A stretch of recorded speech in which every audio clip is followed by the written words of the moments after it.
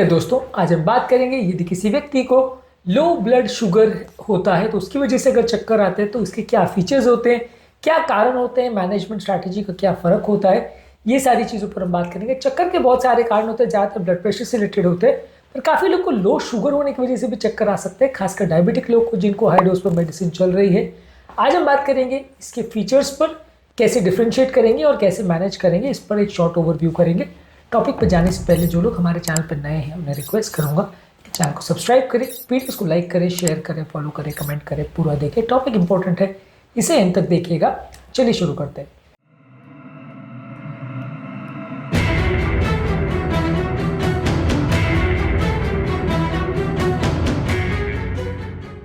सबसे पहले आपको समझने की जरूरत है कि किसी व्यक्ति का अगर ब्लड शुगर 70 से अगर कम होता है तो वैसे व्यक्ति में ब्रेन जो कि ग्लूकोज को एक प्राइमरी एनर्जी सोर्स की तरह यूटिलाइज करता है, तो उसके ब्लड शुगर के कम होने की वजह से उसको चक्कर, कमजोरी, कंफ्यूजन और दूसरे इस तरह के सिम्टम्स आ सकते हैं।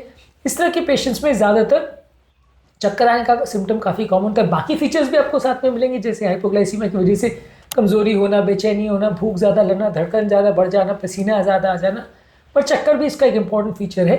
इसके क्या कारण हो सकते हैं? अगर डायबिटीज़ है किसी व्यक्ति को और वो अगर हाई डोज इंसुलिन लेता है या डायबिटीज़ की मेडिसिन लेता है और खाना नहीं खाता है, शुगर ज़्यादा लो हो जाता है तो चक्कर आ सकते हैं। यदि व्यक्ति खाना मिस कर देता है और दवा ले लेता है तो भी ऐसा हो सकता है। यदि कोई व्यक्ति बहुत ज़्यादा मात्रा में एक्सरसाइज कर लेता है और उसके साथ कुछ एक्स्ट्रा खाना नहीं खाता है या दवाई अपनी रेगुलर लेता है, एडजस्टमेंट जो करना होता है वो नहीं कर पाता है, तो भी शुगर लो हो सकता है। और अगर कोई व्यक्ति खाली पेट अगर ज़्यादा मात्रा में अल्कोहल ले लेता है तो भी इससे शुगर लो हो सकता है। तो ये सारे कारणों से डायबिटिक पेशेंट में शुगर लो हो सकता है। नॉन डायबिटिक पेशेंट में भी किसी व्यक्ति को रिएक्टिव हाइपोग्लाइसीमिया हो सकता है। अगर बहुत ज़्यादा सडन हेवी कार्बोहाइड्रेट मील अगर वो ले लेता है तो उसके बाद ब्लड इंसुलिन लेवल एक बार बहुत स्पाइक करता है, फिर सडन शुगर ड्रॉप करता है, तो वैसे व्यक्ति को रिफ्लेक्स हाइपोग्लाइसीमिया हो सकता है, चक्कर आ सकता है। ऐसे मैंने कई पेशेंट देखे हैं जो कि नॉन डायबिटिक है, मीठा खाने के बाद सडनली 15-20 मिनट के बाद उनको चक्कर आ जाता है, बेहोश भी हो जाते हैं, ऐसा होता है कॉमनली। तो ये आपको समझना ज़रूरी है कि सडन बहुत हाई मात्रा में कार्बोहाइड्रेट जो कि बहुत जल्दी ब्लड शुगर लेवल्स बढ़ाता है, उसके साइड इफेक्ट से ऐसा हो सकता है। यदि कोई व्यक्ति लंबे समय तक फास्ट करता है और कुछ नहीं खाता है तो शुगर लेवल्स लो हो सकते हैं।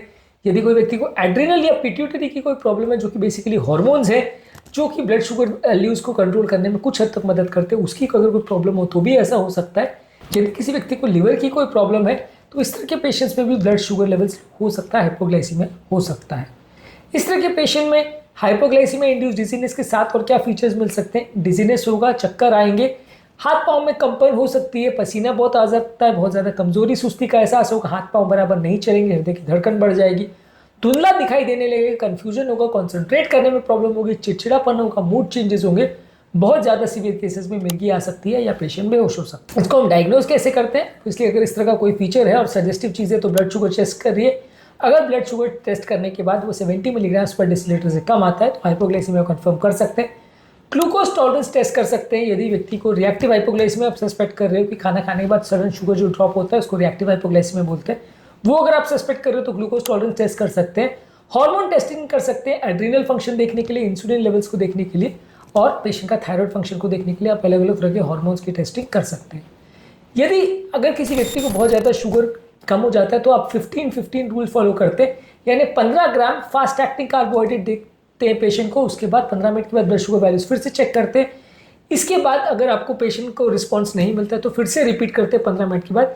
ये 15 ग्राम जो आप शुगर दे रहे हो उसमें रेगुलर सोडा दे सकते हो, आधा कप फ्रूट जूस दे सकते हो, 1 चम्मच शुगर या शहद दे सकते हो। वैसे ज़्यादातर मैं लोगों को रिकमेंड करता हूँ कि ग्लूकोज पाउडर पानी में डाल के डायरेक्ट ग्लूकोज पाउडर दे, वो सबसे रैपिडली एक्टिव होता है। शहद, चीनी, बिस्किट, चॉकलेट कोई भी चीज़ को असर करने में काफ़ी टाइम लगता है, शुगर यानी चीनी को भी असर करने में काफ़ी टाइम लगता है, लेकिन ग्लूकोज पाउडर सबसे जल्दी असर करता है। हाइपोग्लाइसीमिया के पेशेंट में ग्लूकोज पाउडर सबसे ज़्यादा इफेक्टिव होता है। इसके अलावा इस टाइम पे आपको फैट और प्रोटीन वाली चीज़ें नहीं लेनी चाहिए। जो भी चीज़ में फैट मिला हो वो शुगर के एब्जॉर्प्शन को स्लो कर सकता है, तो शुगर और ज़्यादा देर तक रिस्पॉन्ड ना करे, ऐसा हो सकता है। तो उससे मैं प्योर ग्लूकोज ही लीजिए। ग्लूकोज के साथ यदि आपने कोई चर्बी वाली चीज़ या कोई फैट वाली चीज़ या कोई प्रोटीन वाली चीज़ खा ली तो वो एग्जिस्टिंग जो ग्लूकोज है उसके बढ़ने की प्रोसेस को और स्लो कर सकता है, जिसकी वजह से आपका हाइपोग्लाइसीमिया और डिले हो सकता है।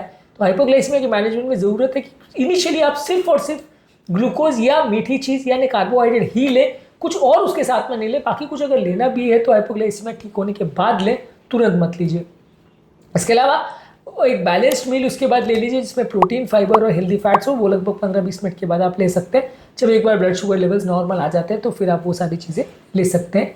लॉन्ग टर्म इस तरह की प्रॉब्लम नहीं है, उसके लिए आप बैलेंस्ड मील लीजिए, दवाइयों को प्रॉपरली एडजस्ट करिए, इंसुलिन के डोजेस को प्रॉपरली एडजस्ट करिए, एक्सरसाइज करने से पहले ध्यान रखिए कि शुगर कितना रह रहा है, शुगर वैल्यूज को रेगुलर बेस पर चेक करते रहिए। बहुत ज़्यादा मात्रा में खाली पेट, खासकर अल्कोहल मत लीजिए। खाली पेट में चाय कॉफ़ी भी कई बार शुगर लेवल्स को सडनली कम कर सकती है।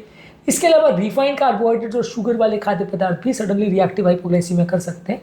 तो ये सारी चीज़ों का आपको ध्यान रखना है। खासकर डायबिटिक व्यक्ति को अगर मेडिसिन चल रही है तो वो सबसे कॉमन रीज़न होता है जिसकी वजह से लोगों को शुगर कम होता है, उसका आपको विशेष ध्यान रखना है। इसकी वजह से लोगों को ज़्यादातर चक्कर आ सकते हैं। चक्कर के अलावा भी बहुत सारे फीचर्स हो सकते हैं, लेकिन ये आपको समझना ज़रूरी है कि अगर डायबिटिक व्यक्ति ने कुछ खाया नहीं है, उसको अगर चक्कर आ रहे हैं तो सबसे पहले आपको हाइपोग्लाइसीमिया ही सस्पेक्ट करना है और उसके बेसिस पे ही ट्रीटमेंट प्लान करना है। उम्मीद करूँगा कि आज के टॉपिक में कुछ नई बातें जानने को मिली होगी। जो लोग हमारे चैनल पर नए हैं उन्हें रिक्वेस्ट करूँगा कि चैनल को सब्सक्राइब करें, वीडियोज़ को लाइक करें, शेयर करें, फॉलो करें, कमेंट करें। पूरा दिन।